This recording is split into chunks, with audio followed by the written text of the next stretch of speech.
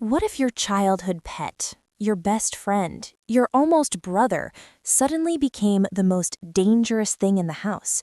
Not a ghost, not a masked killer, not some CGI monster, a chimpanzee.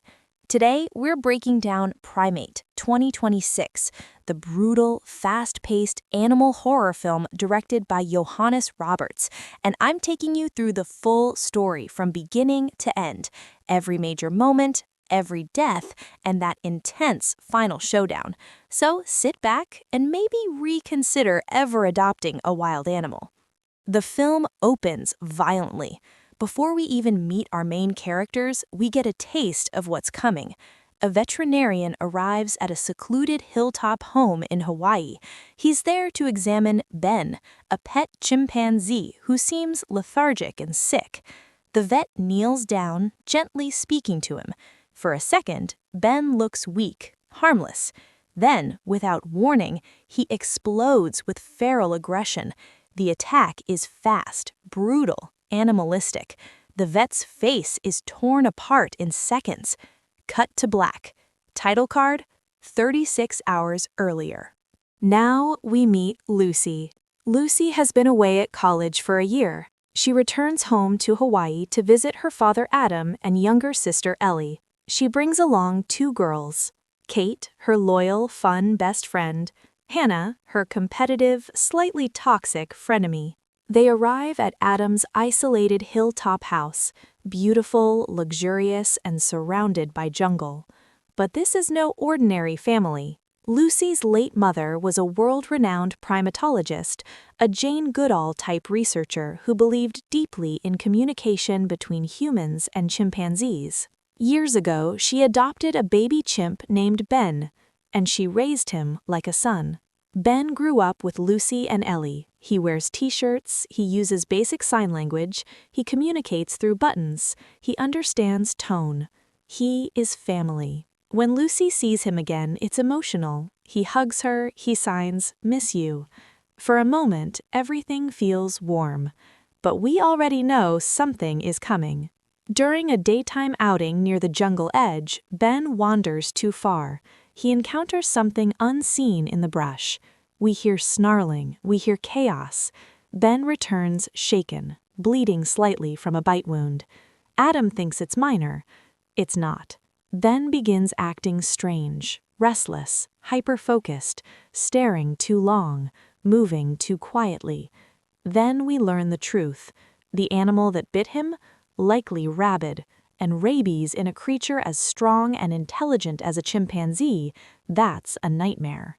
Adam leaves on a short business trip, trusting the girls to behave. Big mistake. Kate convinces Lucy to invite a few friends over, including Nick, Lucy's longtime crush. Pool party, music, alcohol, laughing. Meanwhile, Ben watches, silent, studying. When the power suddenly cuts out, the tone shifts instantly. The jungle goes quiet. Inside the house, something moves. The first major kill is shocking.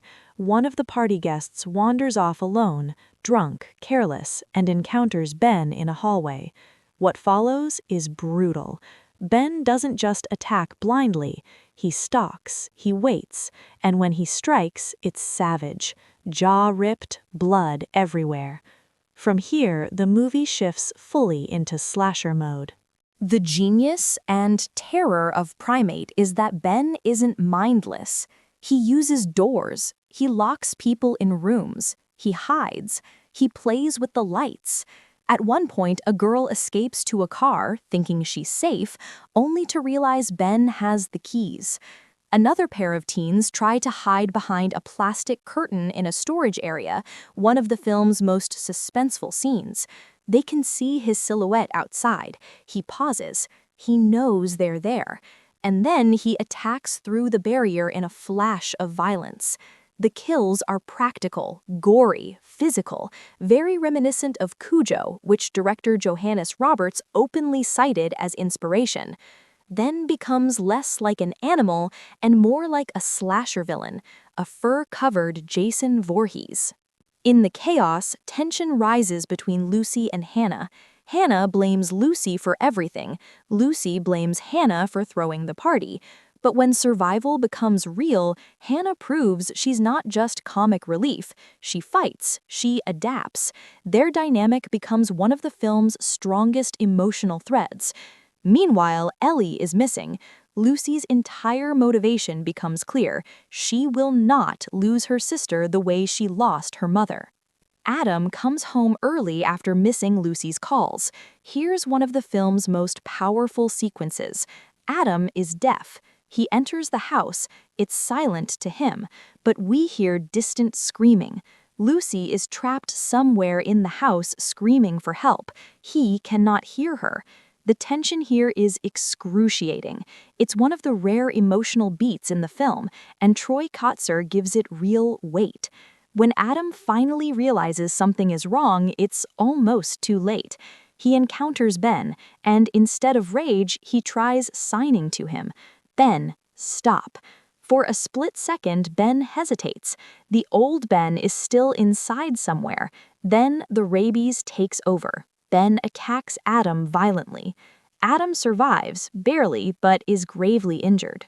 Lucy finds Ellie locked inside a storage shed outside the house. Ben has her cornered. Lucy lures him away, using their childhood bonding techniques: sign language, familiar phrases, shared cues. She tries to reach him emotionally, and for a second, it works. Ben signs back. But rabies isn't emotional, it's biological.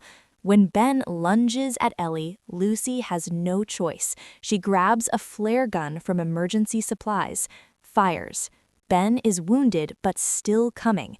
In the final moment, Lucy pushes him off a cliff edge near the property during a violent struggle.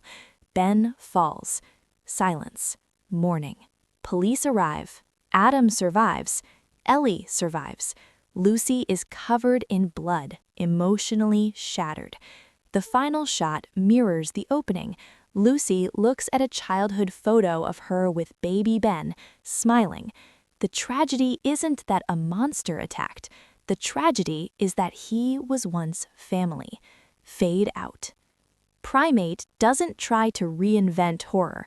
It doesn't aim for elevated symbolism. It's lean, under 90 minutes, brutal, focused. But what makes it work is this: Ben is cute before he's terrifying, and that makes the horror hit harder. It's Cujo with opposable thumbs. It's a slasher movie wearing fur, and it absolutely commits to the bit. If you enjoyed this full breakdown, hit like, subscribe, and let me know, would you ever adopt a chimpanzee? After this movie, probably not.